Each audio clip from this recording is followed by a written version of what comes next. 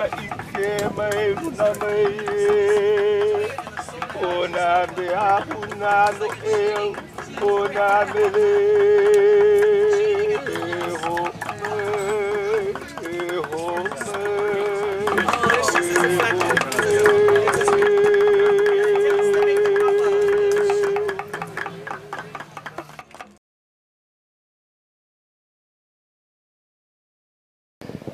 today I'm in Limahuli Garden on Kauai, and I'm going to be talking with Kawika Winter, who has been studying Ava and quite a few other Hawaiian cultivated plants, and has a real interest in kind of the history of names and cultivated varieties and just about everything Hawaiian, really. But particularly plants and food plants and things like that. So I'm going to be asking him a few questions about some of the things that he's been learning. I know he's been learning from some elders in the community and has pretty well read in the literature and trying to wade through lots of the old Hawaiian newspapers and stuff like that. And so, you know, we just want to hear what you think about some things. So I guess maybe, I'm not sure where we should begin here, but maybe you could say a little bit about yourself, just to begin. What's your background? And no, kami amu maamau ho makau makaolelo Hawaii, kaolelo kupuno ki aina, ilohe mau ia ki ano olelo, kapoio ki au. I start off in Hawaiian, just so that can be heard again. It's been a long time since it's been spoken over here in the valley, and so I just like to set that as a foundation. My name is Kawika Winter. I grew up on Oahu in a small little ahu pa'a called Waialae. Spent a lot of time in Paololo and Kaimiki. Did a lot of things, lo'i restoration over there. Ended up going to UH and ended up coming here to Kauai, Limahuli. so maybe first you could tell us a little bit of the history of Limahuli. What's the background of this place?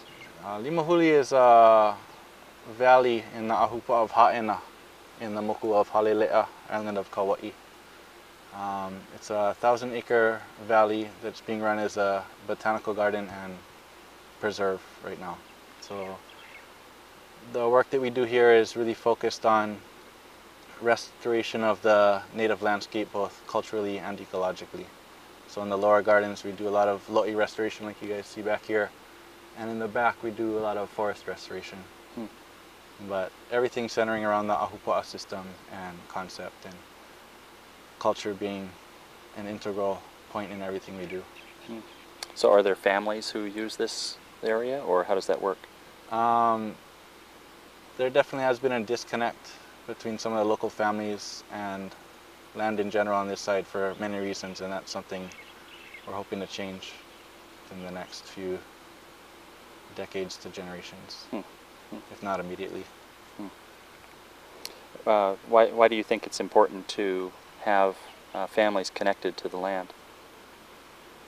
Well, especially when talking about Hawaiian families and the land is the original ancestor of this whole place. Okay. And if you don't have a connection to your ancestors, then it's like you're rootless. Right. And you need to be connected in your aina and be communicating with your ancestors if you're going to be pono in life. That's what I believe. Okay. So I know that you've been interested in some of the varieties of kalo and ko and uala and ava and other plants. What's kind of been some of your experiences with this collecting names? How have you gone about learning about varieties, and you know, what's the process? Let's say there's some student who's kind of interested in getting into this. What would you recommend to them? I always fall back on the olel no iao nana ikikumu. Look to the source. And for me, my source is always whatever kupuna we have left in the areas. And I'm just the kind of guy who likes to hang out with kupunas, and if there's a family party, I'll be sitting down with the kupuna instead of in the back drinking and smoking with the boys. But that's a big source I rely upon in my relationships with various kupuna. Um, and also there's a lot of stuff in the old archives, Bishop Museum archives, state archives, and old Hawaiian language newspapers, and there's an amazing amount of information in there. And it really helps to know how to speak and read Hawaiian. But if not, then looking to the kupuna, whatever, whoever is alive and remembers these things. How would you compare your ability to learn things in an academic environment as opposed to in a cultural environment? Well, it's two different mindsets and methodologies. One is, the Hawaiian way is very hands-on, and I describe it as passive, where you're not actively pushing the direction of where you're going to go. You're just passively letting it take you and letting the teacher guide where you're going to go with your learning, as opposed to maybe university settings where you actively ask questions and you're directing where you're going. Several places in the ethnobotanical literature it talks about the idea that the more named varieties for a particular species of cultivated plant that there are, probably the more important that plant is in a culture. What are your thoughts about that issue, particularly as it relates to Hawaiian cultivated plants? Well, to me that completely makes sense. If you look at our stories and everything, kalo is the most important plant for so many reasons. And a lot of people say there's more than 300 names, but in my own research I kind of compiled a list of names, and I'm already above 400 myself. So not every one of those is a individual variety or cultivar. A lot of them are double names, but that kind of gives you an insight into how many varieties there were of taro. And then you look at something like ulu, which we only have one variety, one Hawaiian variety. You look at bananas, and there was like 70 or so. Sugarcane, which I was always surprised at, was somewhere around 70 as well. Sweet potato, several dozen. Ava, several dozen. And then you look at, and those are all the really important plants in the culture. And if you look at some of the less important plants like ulu or pia, ape, stuff like that, there's only just one or two varieties. Mm-hmm. And so, if you look at a plant like ava, that's not a food plant per se, I guess you could think about it as a food plant, but food for the gods. Yeah, food for the gods. I guess we wouldn't normally put it in a list of food plants, Right, but right. I could see where it could be. How does the intensity, as measured by the number of varieties for ava, seem to measure up compared to other crops? Well, like when I started doing my research, the big number for the amount of Hawaiian ava varieties was 14, because that's what Handy wrote down, 14. And with a number, I mean, that's a good number, but it's not really that, it doesn't show that intensive cultivation, only maybe a dozen or so varieties, maybe a little bit more. And I think because of that, a lot of people assumed that ava wasn't that important in the culture. But when I started doing my research, and I found that there was upwards of 40 varieties, and then my research also showed, and we all learned that there was an amazing diversification of cultural uses for the plant. And then everything, all the puzzle comes into place, and it makes sense that this plant was this important, and that's why there were so many varieties. So, well, you just crossed the path of another interesting issue, which is how does having more uses for a plant relate to the development of more variety types? Yeah, well, to me it's kind of like a spiral. When you start growing a plant out of the mountains, and you kind of think it's cool, so you start growing it, and then maybe over time you'll find some uses for it and start to intensify the cultivation of it, and go through some more time, and then you'll start to notice some different varieties coming up, either through sexual reproduction or somatic mutation or whatever it may be, and you start to grow those out. And then you'll find that, maybe the black variety grows better in wet conditions, or the green one grows better in sun, or whatever it is. And not only growing them, but also cultural uses, you'll find that this particular variety is better for this particular illness, or this particular one is a good offering for your aumakua, or this one is just really good to drink, if we're talking about ava specifically. And then just there's this whole cycle, and as you create more varieties, you're also creating more cultural uses and more traditions for the plant. And the cultivation of the plant will, in the end, influence the evolution of the culture and the way the culture evolves as well. So yeah, it appears that Hawaiians had, you know, a pretty high number of varieties of plants such as Ava, and yet we've got some pretty good indications from your research and other people's research that there may not have been that many varieties that actually arrived from the south. So this would tend to imply that Hawaiians developed a lot of this themselves rather than importing it from somewhere else. How does that relate to kind of cultural differences between Hawaiians and other Polynesians, do you think? Well, I think, like we were talking about earlier, how when a new variety pops up, you'll find a use for that particular variety, if it has a use. If not, you'll just stop growing it. But if it has a use, maybe it's a better particular kind of medicine or something, then that's a new cultural use you have that's specific to that plant. And that's a cultural use that won't be anywhere else in the world, even in Tahiti, Marquesas, Samoa, anywhere, because they don't have that variety. And as you're growing that variety and you're finding more cultural uses for it as generations go on, you're going to have this whole culture developing around this one specific variety. And if that variety isn't taken back south in another voyage or traded and it only stays in Hawaii, then you get uniquely Hawaii-specific traditions. And when you have that for a whole bunch of varieties, you would expect that the Ava traditions in Hawaii were very unique from every other Pacific Island nation, and which, in fact, I think is true. I want to come back to that point, but also, you know, I assume that at the same time that this evolution was happening in Hawaii, it presumably was happening in parallel in other islands, and so you get some divergence happening. And I mean, we're all founded in the same culture, but that's how we've diverged, because the plants we're growing, we take them in different directions, and they take us in different directions, and we go together. Yeah. Even though we're all rooted in the same place. Yeah, I like that idea.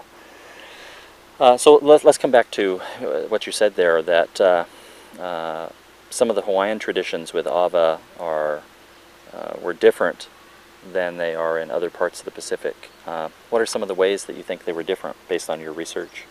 Well, again, I cannot really say for sure, but I'm fairly sure that a lot of the traditions, like the clapping of the hands and things like that, are things that were done in the South Pacific and not necessarily Hawaii. It's kind of hard to pinpoint what traditions were unique to Hawaii that weren't practiced other places.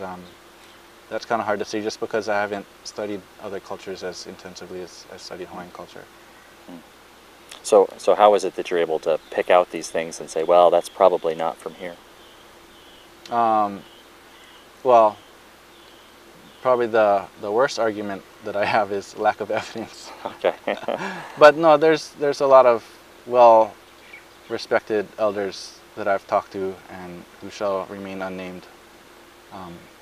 But they say, no, that's not a Hawaiian tradition.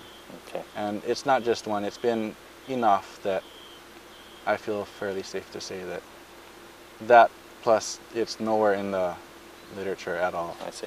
Such as clapping of the hands. Yeah, and you had some pretty detailed descriptions from the early missionaries and the early ship captains in the late 1700s, early 1800s, describing Ava ceremonies, and something like clapping would definitely have been in those descriptions, and it wasn't any place.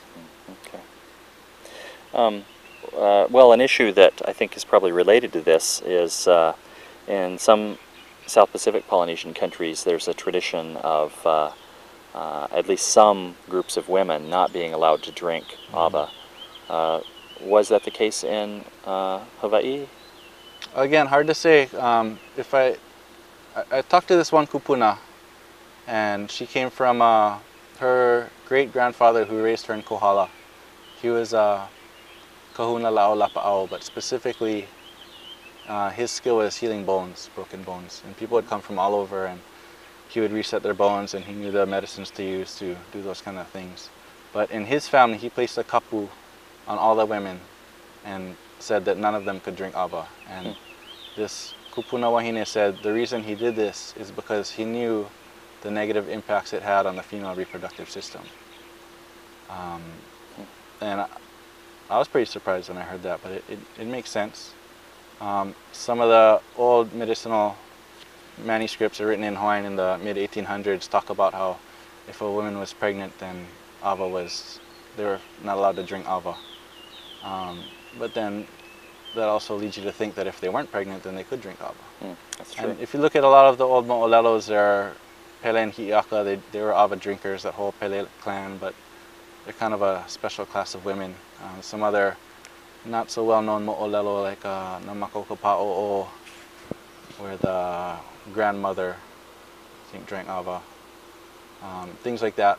So maybe older women, yes, maybe ali'i women, yes, but it's kind of hard to say if maka'inana women, younger women in childbearing ages were allowed to drink, but I think it's something that's definitely frowned upon.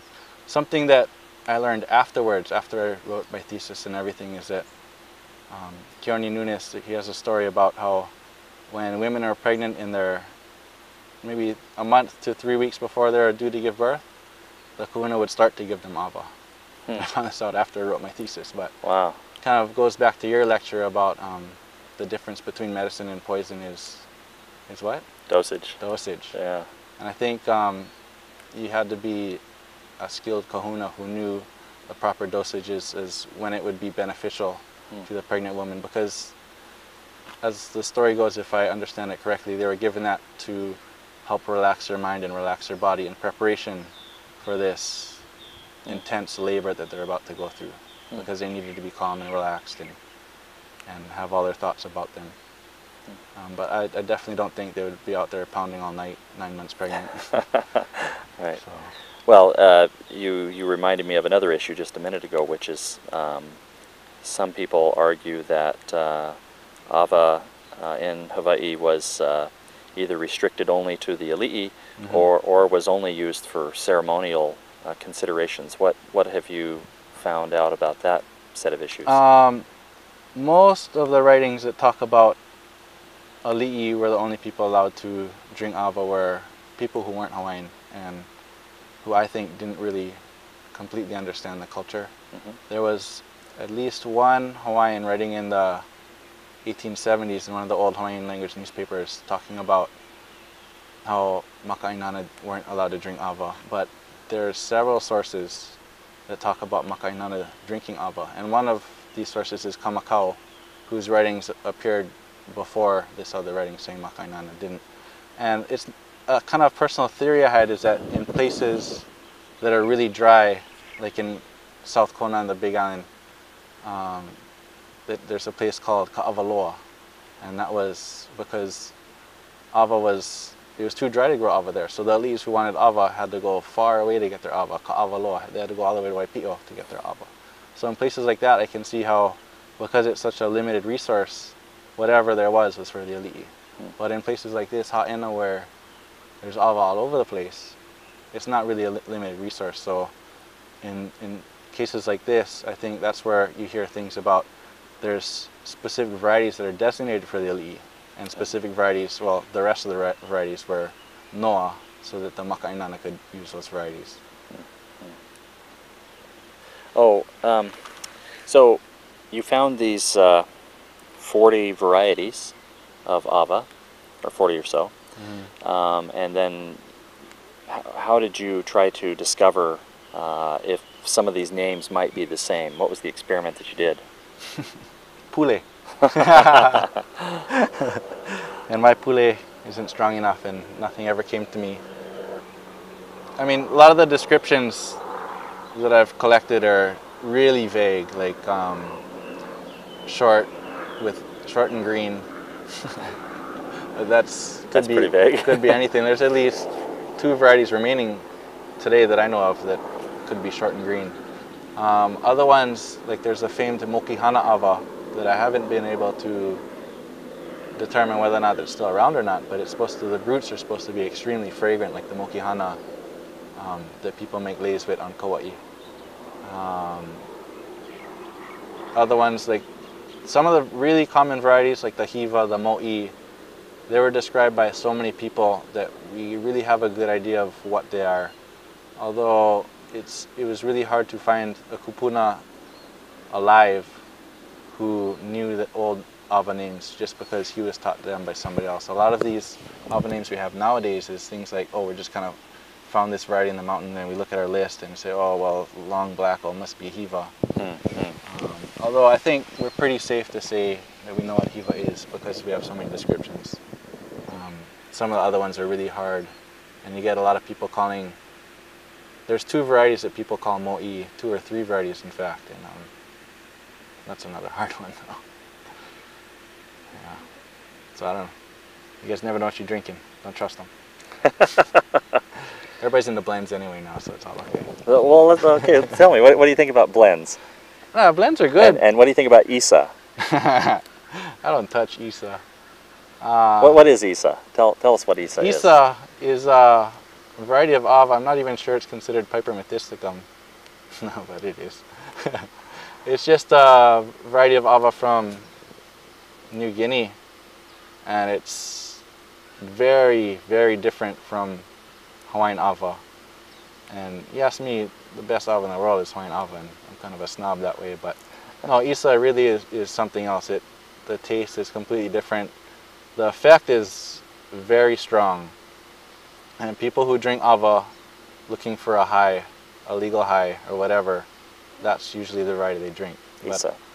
But I'm not into that. I drink Ava for medicinal reasons and for personal ceremonies, and I don't chase that high, so whatever I drink is fine with me, and I don't mix it particularly strong myself. All right. Well, we got rained out, and so while it rains, we've decided to move our interview indoors into the house that's here on the property at Limahuli. So maybe we can kind of pick up where we left off, discussing Ava cultivars, I guess. I'm trying to think of what we were talking about. Okay, so Isa? Was that the last one? Yeah, we talked about Isa. How about what are your thoughts about kind of the development of Ava bars, and are these a good or bad thing, or what do you think about them? Well, all depends on your perspective.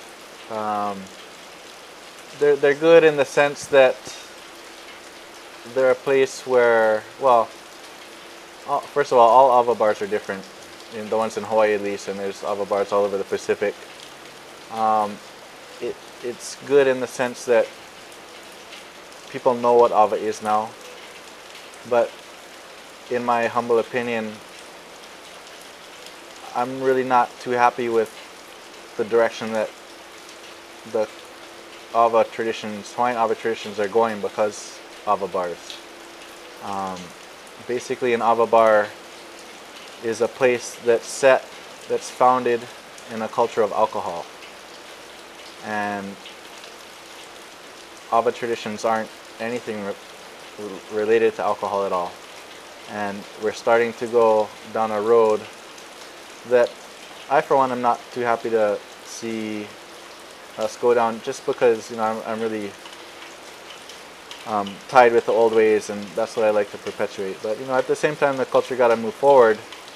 But for me, as you're moving the culture forward, it's important to be conscious of where you're taking it, and not to just blindly do something just because everybody else is doing it, but really think about what the kupuna did, and not necessarily you can do the same thing as them, because you shouldn't. This is a completely different time, but at least honor them and think about what you're doing and what you're going to pass down to your mo'opuna, your grandchildren, and where they're going to take it.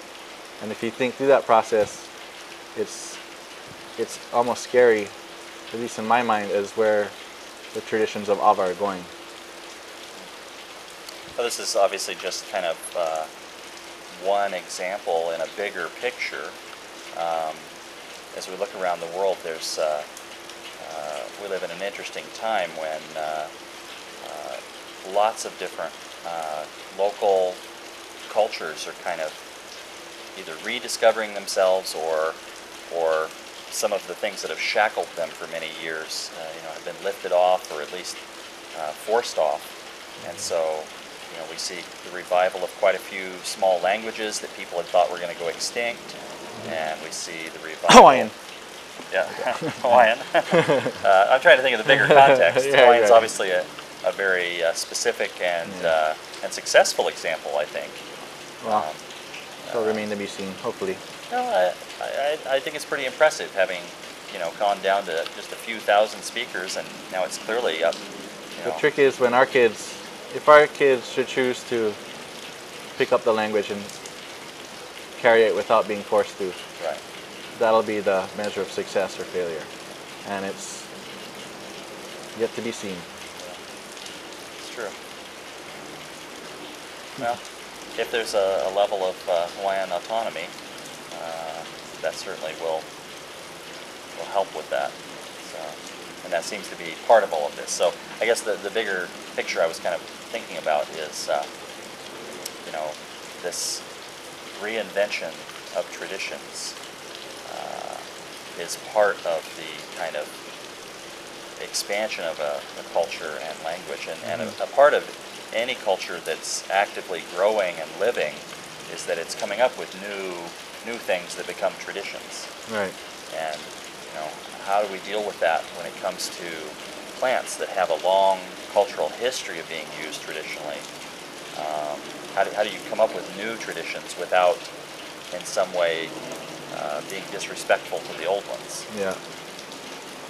And to me, it's something that throughout time, every generation has gone through, but in the more recent times, through the process of colonization and really not knowing, for all indigenous people, not knowing what your culture really is and being told what your culture is by the colonizer and all things like that, it's more of a sensitive issue nowadays and a very touchy subject for a lot of people. But the fact is that a lot of us want to go back to the old ways but don't really know, and ultimately the culture is going to have to evolve to a point where it's not the same as the old days, but it's appropriate for our lives today. And the question is, what practices are we going to do? There's an old Olel no Iao that talks about when you're bringing things forward into the future, talking about the old traditions.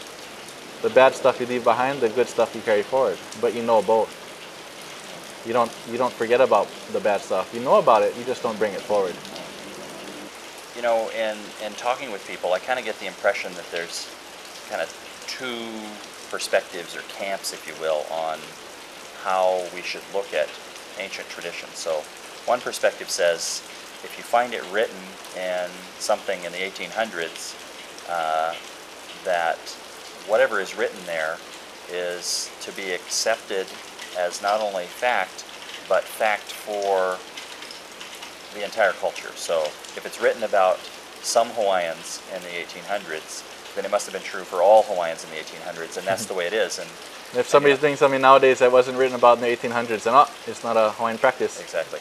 So made it up. What do you think about that? I understand where those kinds of thoughts come from. Or I think I understand at least. It's again stemming back to the point in history where non-indigenous people are telling indigenous people what the culture is. And over time, it doesn't have to be Hawaiian culture, it could be anybody, but after time, you're going to get defensive of what your culture is. And you're going to say, no, you're not going to tell me what my culture is, I'm going to tell you what my culture is. And what we're faced with nowadays is we're very protective of our traditions, yet a lot of us don't really grasp what they are really.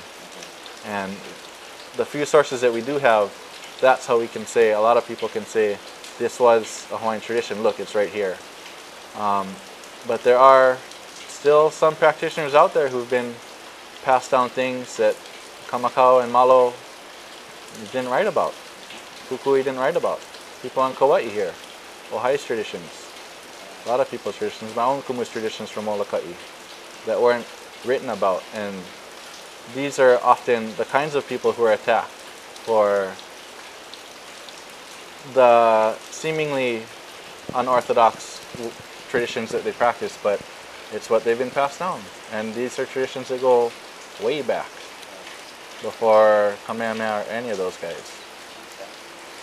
Well, you know, kind of a related issue then is, and it's something that those of us in the ethnobotany courses really struggle with, is that each of us, you know, has a practice of when we want to learn about a particular culture, we go and live in that culture. We learn to speak the language and try to learn to think from within the culture itself. And I get the impression from a lot of students that they think that it's perfectly reasonable to come to the university and read lots of books about, you know, a particular culture and memorize lots of things, and then they think they can go away and, oh, now I know how to practice this culture. What do you think about all of that?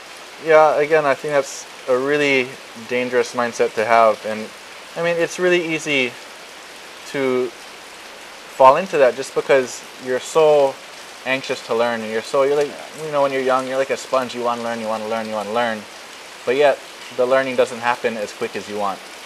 And it's really easy just to read a book and get all this information and think you grasp it, but there's just so much you cannot get from black and white or watching a video or anything.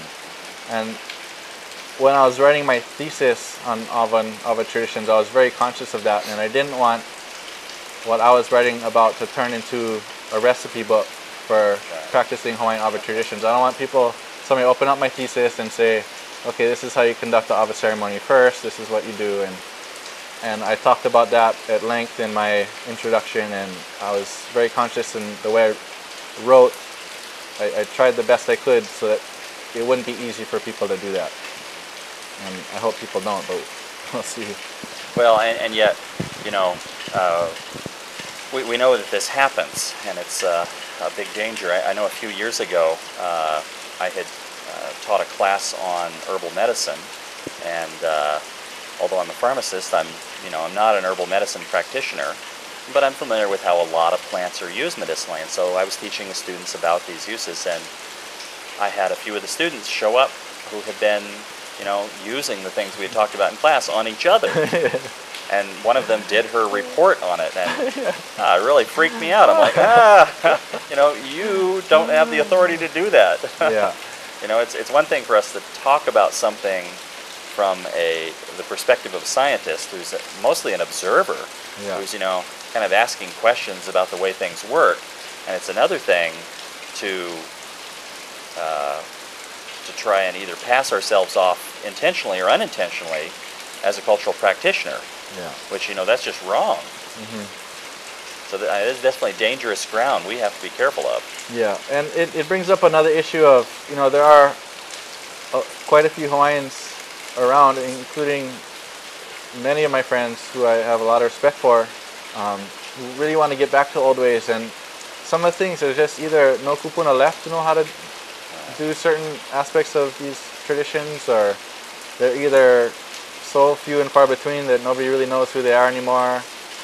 And so a lot of people turn back to books and kind of get chants out of books and stuff like that. And I'm not going to say whether that's good or bad, because I don't know. I couldn't judge either way. But it's something that you have to be careful of, just because there's so much that can be taught from teacher to student that couldn't be taught from book to student. And you just really got to be careful about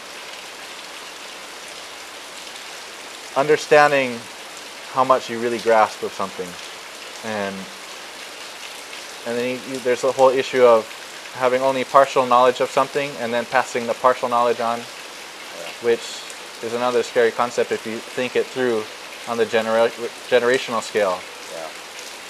And that's why the proverb "Nana ikukumu" is so important. In the old days, when you learned something, you had to learn it in its entirety. And when you taught something, you had to teach it in its entirety. So that when you look at the generational time scale, that knowledge was intact.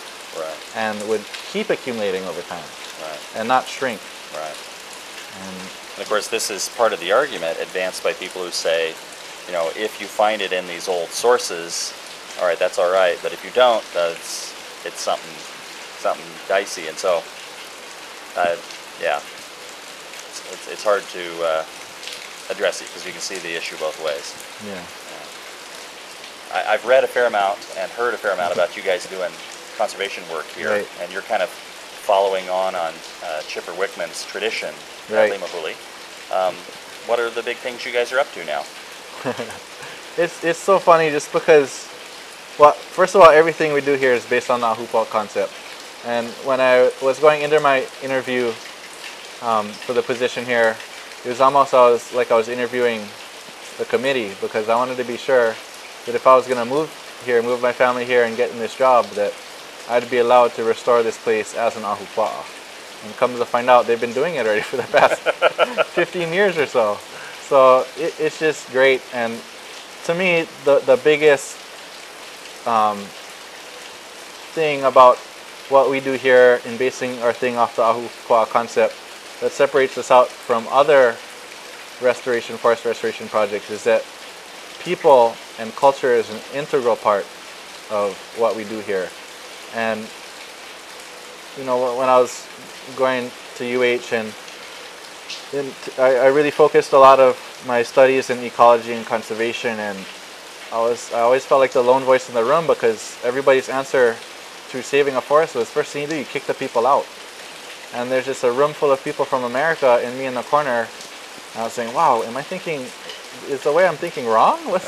So I just ended up being quiet, and then I took Tamara's class, and it really helped me, which is ecological ethnobotany, and it really helped me to find my voice, because after that class I realized I'm not the only person who thinks like this. And to me, the big problem with Hawaiian forests nowadays is that there's no Hawaiians in them. And if you look at the Hawaiian forests, they're unhealthy. You look at Hawaiians, they're unhealthy. And I believe it's because we're separated. Hawaiians and the Aina, there's been a big disjunct, and they need to get back together, both the Aina and Hawaiians, in order to heal each other. If we had 1,000 Hawaiians a day going back in this valley harvesting medicine plants and lay plants and whatever, and every time they go tend to a plant and pull up some invasive species, our forest would look amazing. The trick is for us to reawaken that which has gone asleep in the culture, which is these practices of caring for the forest and actively being in the forest.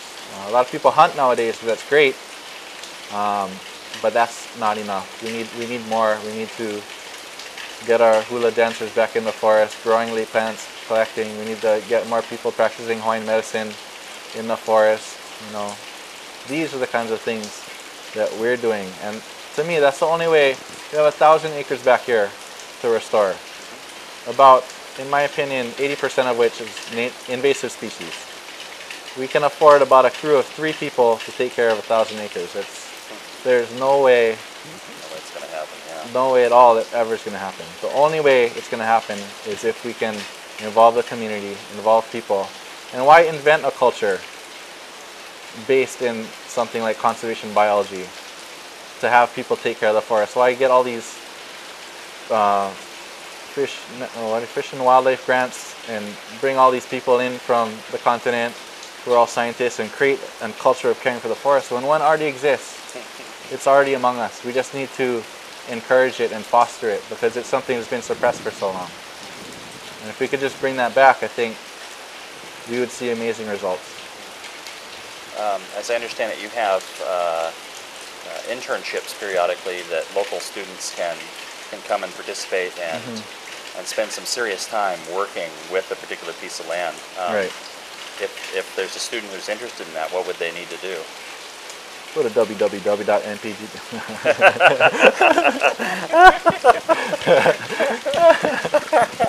we can put that on the bottom, David. Yeah.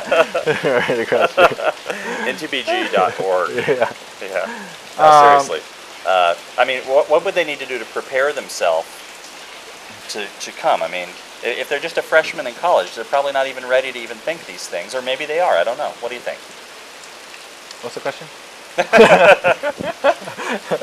All right. There's going to be some students watching this thing. No, yeah. And some of them may say, hey, wow, I love what they're doing at Limahuli. Right. How can I come over and, spend a month helping there? Yeah, well, we do have an internship program right now, and as it exists, it's a group of interns that spend 2 or 3 months within 4 out of the 5 of our gardens that are based in Hawaii. they're going to spend 2 weeks here at Limahuli and 2 weeks on the one in Maui, and the rest of the time on the south shore at our other 2 gardens.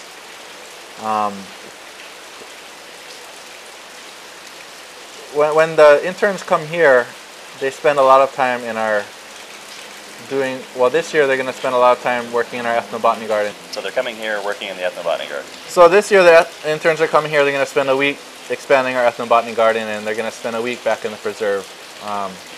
Ideally, what I'm looking to do is create an internship specifically for conservation and restoration, which is really, a lot of people are looking for opportunities like that, and we definitely need the help.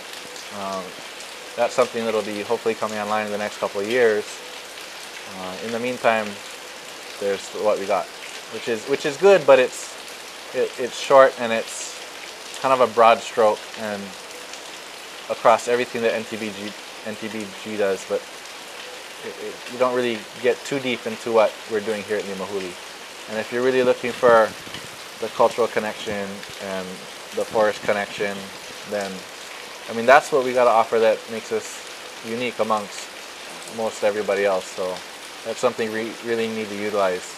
One of the projects that you've shown me that Limahuli's been involved in has been identifying and kind of documenting the names of the reefs that are off this coast, and kind of working with some of the elders on this. What are some of your thoughts about the importance of, place names, or are these important things, and if so, why? Well, to me, that's just another passion of mine, and I like to just call it ethnogeography, just because it's looking at the way indigenous people look at the landscape and how they divide things up, ecological zones and place names. And to me, it's just simply amazing once you know all the old names of a place, it's just amazing. Every little hill, every little valley, every little section of reef, everything has a name and everything has a story. And it's really sad to see how much is lost when a name is lost. You lose stories, and you lose the stories that connect the people to the land. And then what's even worse is when you give the place a new name, like an English name or an American name or something that's completely not founded in the culture, and then it's kind of like the permanent eraser right there, and there's no chance we get it back. So the work we've been doing, which I've only been on the past 4 months since I've got here, has been going on the past few years and will be going on for the next few years, is an indigenous mapping project where we'll go out and, first we'll do archive research and get old maps or anything about the place that talks about the place names, and then we'll go out and talk story with kupuna, the elders in the community, and we've been making these amazing maps that have all these place names, and we'll have all the digital recordings, both audio and visual, about where these places are and what they mean to the people. Okay. I know in some of your research you've gone to senior centers and old folks' homes, rest homes, and have been able to sit and talk Hawaiian with some senior citizens who speak Hawaiian. Mm-hmm. What are some of the experiences you've had in that? They've just been simply amazing. A lot of times these older people, it's not like the old days where people actively care for their kupuna. A lot of times everybody's too busy nowadays, and nobody ever goes and visits these old kupuna. And so the ones that I would go visit, it wasn't just because I was doing my research, but I generally established a relationship with them, and I look forward to whenever I'd go to Hana, for example, to go visit this one kupuna who had passed away a few years ago, and I'd almost make an excuse to get to Hana just to go see him. And we talk about stuff that involves my research, but that wasn't why I went to see him. And for me, that's just the way I am. I cannot just create a relationship with somebody for the purpose of me extracting information, which is a big problem that I've always had, and my good friend Kamaui has always had with the methodologies of a lot of a lot of standard ethnobotanical methodologies. Is like the researcher, the scientist, is directing what he's going to learn, which, you know, like I said earlier, in the Hawaiian concept is completely opposite. It's not the student who directs where the learning is going to go, it's the teacher. And when we are starting out in our master's programs and doing our research, and we're looking at the methodologies that were already well established and accepted, it made us completely uncomfortable to do those methodologies because it's so against how we do things.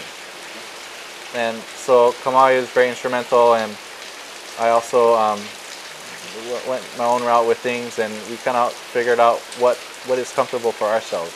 And a lot of it has to do with we're not the ones who direct what we're going to learn. We meet with the elders of the kupuna, we establish relationships, genuine relationships, and then we let them take us where they will.